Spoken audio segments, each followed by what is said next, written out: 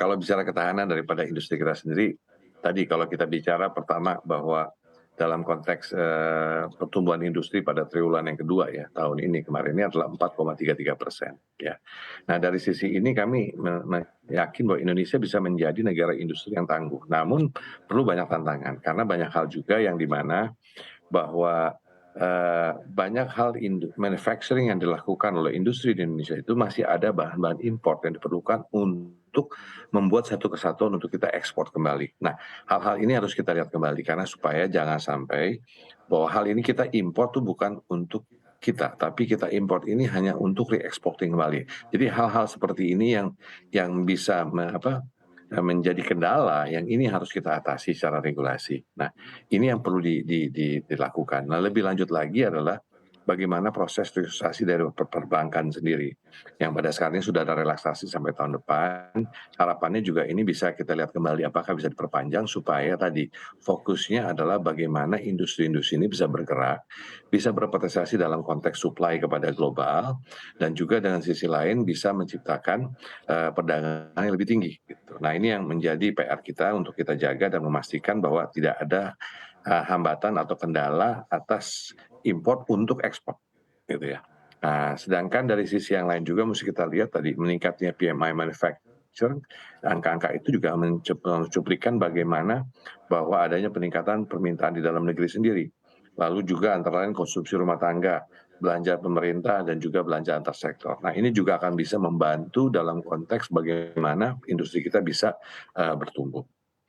Baik, selain masalah bahan baku impor, ini kita lihat juga kenaikannya mungkin sudah naik juga di global begitu dan juga, kita juga masih sering menemui adanya gangguan supply. Apakah pelaku industri membutuhkan bantuan insentif dari pemerintah terkait hal ini?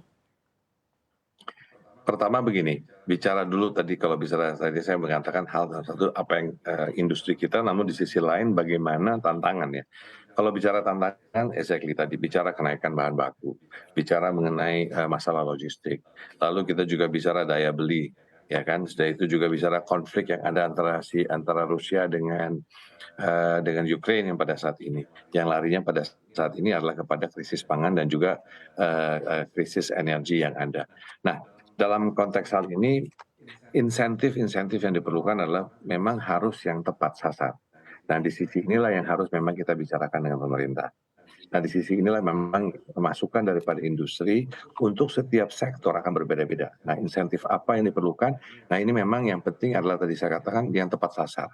Nah, balik lagi bahwa produktivitas juga harus kita tingkatkan.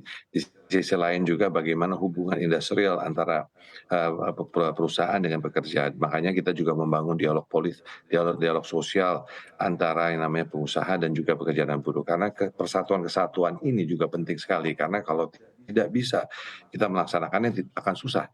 Kita bisa berkompetisi dengan luar untuk bisa berbicara dalam konteks global itu sendiri. Jadi di sisi ini gotong royong bersama di antara kita, dialog sosial yang sudah kita laksanakan antara pekerja dan buruh, semua ini menjadi komponen sangat penting. Yes, supply chain dan lain-lain tadi menjadi kendala, tapi itu juga kendala bukan hanya untuk Indonesia, tapi untuk negara lain. Nah, solusi-solusi ini juga kita coba cari dari setiap sektor dan industri dan bekerja sama dengan pemerintah. So far saya mengatakan bahwa komunikasi kita dengan pemerintah cukup baik dan pemerintah mendengar dan juga punya opini yang sama karena momentum yang namanya perdagangan atau investasi dan untuk mendorong manufacturing ini itu adalah tidak bisa dibeli dan waktunya pun itu suatu momentum yang harus kita dorong pada saat ini. Itu yang mungkin bisa kita laksanakan.